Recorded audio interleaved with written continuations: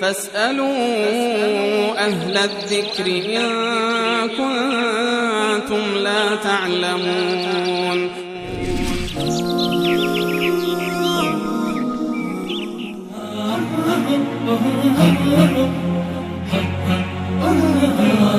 رئیسمون ادامه سوالشون اینه که وقتی جنازه رو داخل قبر میذارن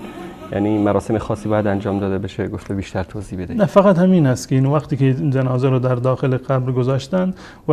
در روایت اومده که بیشتر از این که یک حیوانی رو ذبح بکنن و به اصطلاح تمام بشود بیشتر نباید روی قبر بمونن. و چیزی که بعد از دفن کردن از رسول الله صلی الله علیه و سلم ثابت است این است که همین حدیثی که من خدمت شما عرض کردم که امام ابو داود اینو روایت کرده و علامه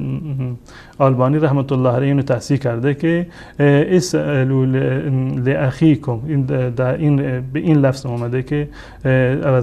برای برادر خودتون و برای این کسی که الان مرده و دفن شده است برای اون تثبیت را بخواهید. استغفروا لاخیکم واسألوا له التثبیت، یعنی بخواهید از الله متعال که ایشون رو پابرجا بکنند. اما این که احیانا سر قبرستان یعنی شربت و شیرینی رو در برخی از جاها در واقع تقسیم میکنند یا همه دور بر قبر جمع میشوند، دستها رو بلند میکنند، دعای دست جمعی میکنند، این از سنت رسول الله صلی الله علیه و سلم و از عملکرد ایشان ثابت نیست. در هیچ روایت صحیحی نیومده که رسول الله صلی الله علیه و سلم بعد از دفن میتی مردم را جمع کرده باشند، دعای دست جمعی کرده باشند یا اینکه قرآن خونده باشند بگویند رسول الله صلی الله علیه و سلم شما فاتحه را یا قل الله را 3 مرتبه برای میت بخوانید، چون این چیزی مطلقاً از سنت رسول الله صلی الله علیه و سلم ثابت نیست. فقط گفتند که شما استغفروا لاخیکم، هر یک از شما جداگانه هر کسی برای خودش طلب استغفار بکنه، طلب مغفرت بکنه برای برادرتون و این آخرین حقی هست که